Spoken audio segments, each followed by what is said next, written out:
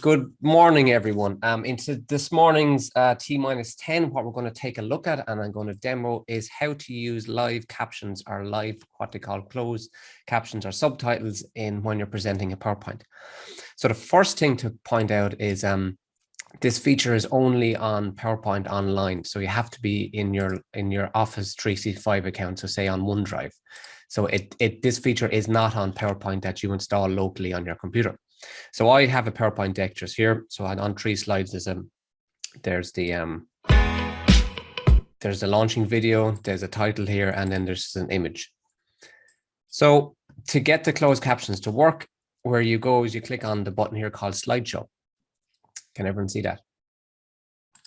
And then on our slideshow, there's a button here called always use subtitles. And the first thing you want to do here is click this down arrow, and we want to click on this option here called audio settings. So you click on audio settings, and all you're literally doing here is, most of you may only have one microphone, and that's fine, but I'm in a pod here. So the pod has, say, multiple microphones. So you just want to make sure you're pointing to the right microphone. That's all you want to make sure, that the system is going to pick up the correct microphone that you want to use. As I said, if you only have one, there'll only be one option here. So this is the one I want to use. So all I've done here is I've gone into the drop-down arrow, I've gone to audio settings, and I've made sure it's going to pick up the microphone that I wanted to pick up. And that's fine. I close that down again. And then I click here again, and you'll see then you have a number of options. Do you want the subtitles? So subtitles are captions. Do you want them below the slide? Do you want them above the slide? Do you want them overlaid on the slide? Or do you want them at the bottom of the slide overlaid? And I'll go through the options here. Starting off, I'll just say below slide. Okay, so I'll click on below slide. So all I've done now is I set up a microphone and I said, please put the captions below the slide. And then I simply click on start slideshow. So it should fill the screen. Now it fills the screen and there's nothing happening. Because what you have to do is it's while you set it up, it's defaulted to be off. Do you see this button here? So you click this button here, and then this says, I'm now going to pick up subtitles, and I'm going to show the subtitles. So it's going to pick up whatever you say and automatically using AI, and that's actually why it has to be the online version of PowerPoint, because it's actually connecting to the internet to come back with the subtitles. So I turn this guy on, and now you can see whatever I say is now displayed on the screen. So good practice is talk reasonably clearly and in reasonably good English. And the idea is then it'll pick it up quite quick or pick it up quite accurately. So I've kind of deliberately slowed down my voice a little bit here just to see how it'll work. But if I speed up a bit and talk a little bit faster and say, hi, how are you all doing today? It's a sunny day on today, the 24th of March, 2022. It's a really nice day out in the sunny southeast of Ireland. And you can see it's picking up pretty well. It's probably 95 to 100% accurate. And that's all real time. You can turn that off at any moment in time. You can press to turn it off. It's gone. Or you also have the option, you have it on, but you can mute your microphone. Do you see here? If I mute this, it will just stop trying to do the subtitle. It says, Emmett doesn't want me to pick up my microphone. So that's with it at the end of the slide. So the slide is kind of pushed up a little bit, and then it puts this little black bar at the end. So I'll go back and show you to come out of that, then you just hit escape, and now you're back to the settings. So what I'll show you then is you can then have 3 other options, and I'll just briefly show you them. So above slide, same idea again, and then you talk, you turn it on, you talk, and now it's moved the slide down, and now it's putting the subtitles at the top of the screen. Same idea. Final 2 options then are overlaid. So this is slightly different. Instead of pushing the slide up, it puts the text on the slide. So if you actually like ever on Netflix and you're watching a translation, something with subtitles, this is how it kind of looks. So I'll do overlaid on the bottom. Okay. And then hit slideshow again.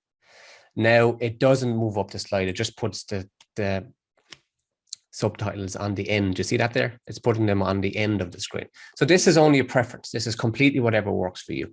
One piece of advice is, obviously, if you have something really important on the screen that you want people to be able to see, don't have the text sitting on top of that important thing.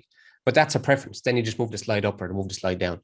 But you can see, again, I'm talking pretty quickly and it's picking it up The accuracy is incredibly good. I played around it a little bit last week or so, and it's incredibly good. So this for me has huge benefits. There's a thing in learning and learning design at the moment called universal design for learning. And the whole idea is to give people more opportunities to learn. And one of the ideas is called multiple means and multiple means of representation and communication. So by you talking and also then the students being able to read it on the screen, you're giving the students and the learners multiple means of picking up whatever you're saying. So that's fantastic. But I'm going to show you another bonus as well. And the other bonus is, imagine if you have students whose English is not their first language. They're Erasmus students or they're learners or international learners, and they are speaking a different language. So they're in WIT, they're in Waterford here. The lecturers are all speaking in English. Some of them may be speaking very, very fast, and they're trying to pick up what's being said. This allows you to automatically translate it into a different language and put that different language on the screen, which is amazing. And I'll show you that now. So then you go spoken language, English, subtitle language. I'll pick French for the crack. Now, I'll show you this, but the problem is I don't know if it's 100% accurate, but I'm only going on the basis of what I saw for the English. So we click on French, and then we go back to subtitle, and I'll put it below the slide so we can see the words a little bit clearer. And I'll turn on the subtitles. Good morning. Today is a lovely day in the southeast of Ireland. And today I'm going to show you how to use subtitles on PowerPoint. My name is Emmett. Now that's amazing. It spelled my name right. Most people in Ireland spell my name wrong, and yet PowerPoint has spelled my name correctly using a translation into French. So think of the benefits of this for students. So we have the UDL covered, which is we're giving people multiple means of communication, multiple means of representation. That's English to English. This is English to French. So I remember working with a group of Chinese lecturers a number of years ago, and some of them had really poor English. But imagine if I had been able to translate into Chinese for them. So it may not be 100% right, but it might be 95% right. And at least then they can hear what you're saying and they can read the subtitles in their own language at the exact same time. I think that's an amazing feature. And as I said, I can't confirm exactly how accurate the words are coming up in French because I don't know French well enough to be able to say, but I do know from testing with English to English, it's above 95%. It's really, really accurate, and it's really impressive. So again, you can mute that at any time. You can turn it off at any time. You can do whatever you want at any time. But it's just really good for the learner, and really, it can be really, really good for you. I'm just trying to read the words now, but you can see how quick it's coming up. It's coming up really, really quickly. So I'll just escape out of that. And again, for that one, you can then decide whether or not you want to put the subtitles below or overlaid or above the slide. And you have, see the amount of languages you have? I'm not sure, but there's a lot to see there, ranging from Afrikaans all the way to Welsh, Vietnamese, Urdu, Ukrainian, Turkish, Thai. There's a lot of languages there. And you just simply talk and it puts a different language on the screen in subtitles.